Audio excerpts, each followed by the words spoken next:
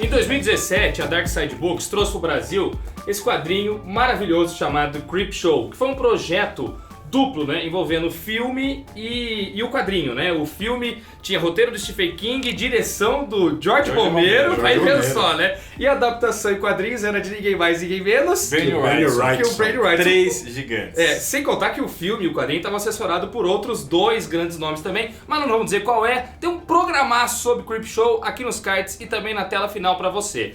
E agora, no finalzinho de 2018, a Dark Side trouxe um outro quadrinho relacionado ao Stephen King, que é o N. Só que dessa vez, em vez de ser uma produção envolvendo filme escrito pelo Stephen King e um quadrinho, dessa vez é um conto do Stephen King e um quadrinho. De que editora? Da Marvel. Da Marvel Comics, cara. Eu lembro quando a Dark Side jogou um teaser que ia publicar alguma coisa da Marvel. Da Marvel. Foi uma bomba na internet. A galera tentando descobrir o que era. E eu acho que ninguém acertou, nem a gente aqui acertou. Não, né? A gente fez saber, as nossas apostas, mas não acertamos. Mas faz todo sentido ser N. Faz todo sentido. N é um título que encaixa perfeitamente com a proposta Dark, da editora Dark Side, né? Não podia sair no Brasil por outra editora. Olha só, eles optaram por trazer com uma luva. Então você tem o título N bem grandão aqui nessa luva, que é nada mais é do que uma caixinha, né? Ó. E a parte de trás não tem logotipo, não tem nada, é só essa arte do imagem limpa, né? Imagem limpa, o monstrão que paira o tempo todo na trama.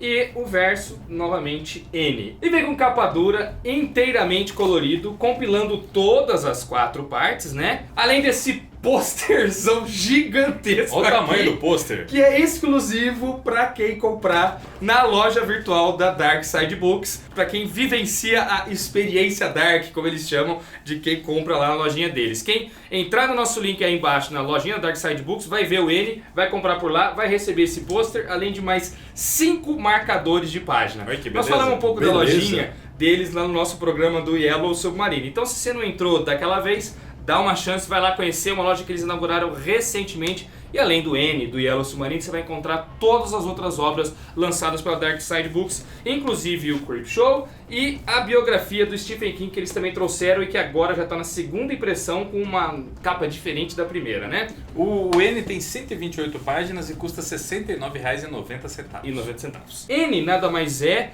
do que o nome do paciente misterioso que um psiquiatra... Psicólogo ou psiquiatra? Ele é psiquiatra. Ele é psiquiatra. Ele receita então remédio. É psiquiatra. E o psiquiatra cuida desse tal de N na história, tal, por daí o nome do quadrinho. Então, no oferecimento Dark Side Books, nós vamos falar tudo sobre essa adaptação da Marvel e também do conto original do Stephen King. Gente, o Stephen King ele não é um estranho ao mundo dos quadrinhos. Eu nunca ouvi falar. Nunca. Na literatura, obviamente, é o grande mestre do terror de todos os tempos, mas no mundo dos quadrinhos, o pessoal mais recentemente vai lembrar dele na participação do Vampiro Americano, mas não é a primeira parceria dele com a Marvel Comics. Ah, não? A primeira parceria dele com a Marvel Comics foi uma adaptação que o Walt Simonson fez para Bizarre Adventures nos anos 80, adaptando O Cortador de Grama, que é uma das histórias mais bizarras, é um conto do Stephen King, bizarríssimo também, muito maluco, que rendeu um filme péssimo no início dos anos 90, mas o conto é muito bom e a história é malucaça, sai aqui em Aventura e Ficção 16. Nossa, mano! Eu não conheço, demais, mas deixa eu entender, vou tentar adivinhar o enredo, só conhecendo Stephen King e o nome dessa obra aí. Você não vai adivinhar nunca o enredo O cortador de grama ganha vida e começa a atacar as pessoas na região do Maine. Na região do Maine. E uma molecada fica interessada e começa a investigar isso daí, indo direto em confronto com as outras máquinas do local. Cara, um panorama bem rápido. O cara contrata uma pessoa para cortar a grama dele e o cara, quando vai cortar a grama dele, ele vai cortar a grama, ele arranca toda a roupa, é um gordão enorme assim, arranca toda a roupa, vai cortando a grama pelada e ele corta a grama e come a grama. E aí na sequência ele mata um bicho que tá na grama também e come o bicho também. E daí só fica mais bizarro, cara. Por isso que eu gosto de Stephen King, tá Stephen King vendo? é Não dá doido, pra prever, doido, né, doido. cara? E foi a primeira parceria dele com a Marvel Comics, bem bacana, né? O N é um conto que saiu numa antologia de 2008 do Stephen King, chamada Ao Cair da Noite. Ao Cair da Noite traz 13 contos do Stephen King, sendo que N é o 8º conto e o único inédito também. É só um detalhe que o Ao Cair da Noite, na verdade, é uma antologia bem antiga, e essa Então, versão de 2008 é uma roupagem nova para ela. Traz um monte de conto que já tinha sido publicado em outros livros, em outras revistas e tal, e o N era o chamariz dessa antologia, Sim, justamente exatamente. por ser o inédito. E o N, mano, essa antologia que saiu, ganhou até prêmio, cara. Em 2009 ganhou o Bram Stoker Award, o prêmio máximo do terror como melhor antologia. Pô, eu não sabia disso. É, mano. Super prestigiado, né? A adaptação para quadrinhos surgiu, na verdade, como uma jogada de marketing para divulgação da antologia. A editora e o Stephen King entraram em contato com a Marvel e solicitaram deles uma motion comic. Mobisódios, ele É, se refere como mobisódios. Mobisódios. Que eram Mobisódios. episódios curtinhos de 1,5 minuto pra assistir no celular. Pra assistir no celular. Então eles fizeram mais de 20, acho que são 27. 25 episódios. 25 episódios de 1,5 minuto. Pra quê? Pra divulgar É. o livro. E os mobisódios, o webisódios, é uma websérie, saíram antes do livro em si, né? Justamente pra fazer esse trabalho de marketing. E a Marvel Comics escolheu 2 caras pra cuidar disso daí e ao mesmo tempo fazer o quadrinho. Eles chamaram um roteirista que conhecia bastante as duas linguagens, né? Linguagem de animação, linguagem de cinema, linguagem de televisão e linguagem De quadrinhos. Que é o que Mark Guggenheim. Isso, famoso por ter feito a série Arrow. Também fez, acho que The Flash. Legends of Tomorrow. É. Nos quadrinhos... Ele escreveu até Law and Order. Law and Order, Ele né? fez outros seriados também. Nos quadrinhos ele trabalhou no Justiceiro, no Blade, No Homem-Aranha. no Aquaman. Ele Enfim, fez é um- X-Men também. é um cara com bastante Acho que ele bagagem. fez o aí. Young X-Men. Ele é bem né? versado, assim, ele fez tanta coisa pra Marvel quanto pra DC, bastante mainstream, assim. Eu não conheço nenhum trabalho, por exemplo, autoral do Mark Guggenheim, mas ele fez muita coisa pras duas editoras. E É. tem essa bagagem das séries aí. Ele tem até uma Sim. série própria, se eu não me engano é L Show o nome, Aham. a série que ele criou e tal. E aí convidaram o Alex Maliv também. Que E é o um Ale- gigante, um né? gigante. O Alex Maliv no começo dos anos 2000, o nome dele tava muito nas alturas, por conta principalmente do Demolidor que ele fez com o Michael Bendis, né? Então os caras se associaram a um desenhista do hype mesmo pra fazer a adaptação. Esse né? projeto é da época que o Joe Quesada era o editor-chefe da Marvel. O Joe Quesada é que faz o convite pro Mark e pro Alex Maliv para trabalhar nesses mobisódios e ao mesmo tempo o quadrinho. Os mobisódios nada mais são do que quadros da graphic novel dispostos em formato de animação, tal, que você pode conferir no YouTube também. Eu vou deixar Tem até disponível, né? Tem, vou deixar até link na descrição para vocês conferirem. Detalhe que o Maliv ele desenhou pensando como um mobisódios. Na hora que propuseram para ele fazer, eles lançarem a graphic novel em 4 partes, aí ele refez muita coisa. Muita ele coisa. usou algumas coisas como base, assim, Sim. porque ele já tinha todo o storyboard pronto, mas ele refez muita arte também. Mas os mobisódios é a mesma arte, assim. Sim, é, sim, tá é o mesmo totalmente. estilo e tal. Exatamente. Uma coisa se comunica muito bem Total. com a outra. E aí é legal que na abertura do gibi aqui, o Michael Guggenheim fala que ele foi convencido de cara só por dizer Stephen King. Stephen King, é uma coisa do Stephen King. E o Alex Maliv foi convencido de cara só pra dar uma folga dos super-heróis e parar um pouco de fazer coisa com Bendis. Né? Ele queria fazer uma coisa diferente Diferentaça, e esse é. era o projeto que ele julgava apropriado justamente pra isso. Bom, o quadrinho fala então desse N. No livro não é revelado o nome dele, é Não. simplesmente N. Mas a graphic novel da Marvel ganhou a liberdade de expandir um pouco este universo dele, né, esse micro-universo do conto, e aí o nome do cara é falado, o nome, sobrenome, e o N na verdade é o do meio, tá ligado? Tipo, Daniel G. Lopes, tá ligado? é isso. O Bruno L. Zago acaba sendo o N do meio. E Alexandre Calari. Não tem. Alexandre C. Só isso, né, mano? E esse cara, velho, começa a sofrer de TOC, transtorno obsessivo compulsivo, por causa de 7 pedras que ele vê no meio do nada. Ele tá andando por um lugar no Maine, que é a cidadezinha que ele vive, tirando fotos, que é o hobby dele. E ele vê essa propriedade, uma fazenda, ele vê um círculo de É pedras. uma formação rochosa, Uma assim, formação- como se fosse um Stonehenge, né? Isso, uma No- formação de pedra no meio de um do descampado, nada, assim, do nada. No meio do mato. E aí, mano, são 7 pedras. Só que quando ele vai fotografar, vai fazer a foto, na lente ele vê 8 pedras. E aí ele baixa a lente, são 7 pedras. 8, 7, 8, 7. São 4, 8, 4. E ele não sabe por quê. Aquilo começa a atormentar ele e ele começa a contar. Ele quer contar as pedras, saber se são 7 mesmo ou se são 8. E ele fica lá absurdamente contando tudo. Vai lá encostando nas Vai pedras. encostando e nas fica. pedras e tal. E ele sabe, por algum motivo bizarro, que se for 7 é ruim. Se for 8 é bom. O número par é o que tem que estar ali. E ele sai de lá tranquilo. Não, são realmente 8. São 8. Depois disso, ele passa a sofrer do toque.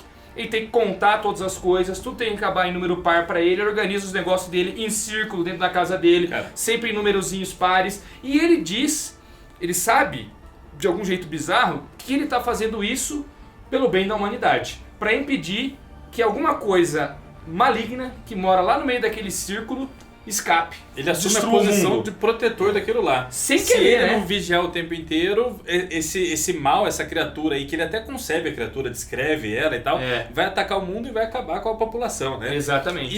Mas um dos grandes baratos da história do Stephen King é que ele lida com um problema que muita gente tem. O toque é um negócio complicadíssimo, é um negócio que você tem que ser tratado. Porque as pessoas vão entrando numa noia maluca. Numa noia cada vez maluca, vai dando motivo para alimentar o toque e vai cometendo atitudes cada vez mais esquisitas, né? Por exemplo, no quadrinho aí, o cara, quando ele vai no caminho que ele faz pro trabalho de ida e volta, quando ele vai, ele conta os sapatos pretos. Quando ele volta, ele conta os sapatos marrons. E sempre tem que acabar no número sempre par. tem que acabar no número par. Senão... Então ele começa a impor regras pra vida dele que a rotina dele só tá completa e as coisas só estão em ordem se faz sentido pra ele. E a pessoa vai entrando num ostracismo social também, Total, né? porque Isso é doido demais. Porque é difícil. E tem muitos tipos de toque aí, né? É bem fácil. Eu já tive amigos com toque, assim. É um negócio complicadíssimo, né, cara? E se a pessoa deixar, ela vai piorando cada vez mais. E aí ele vai se tratar com esse psiquiatra pra resolver o problema dele e começa a contar a história. Não, psiquiatra, na verdade eu não faço isso à toa, eu faço isso por causa daquele lugar lá, né? E a gente vê como leitor que aquele lugar já não tem um histórico muito positivo também. Aconteceu um assassinato lá, existia uma casa naquele lugar antes, uma família, um pai de família se suicidou e matou a esposa e a filha.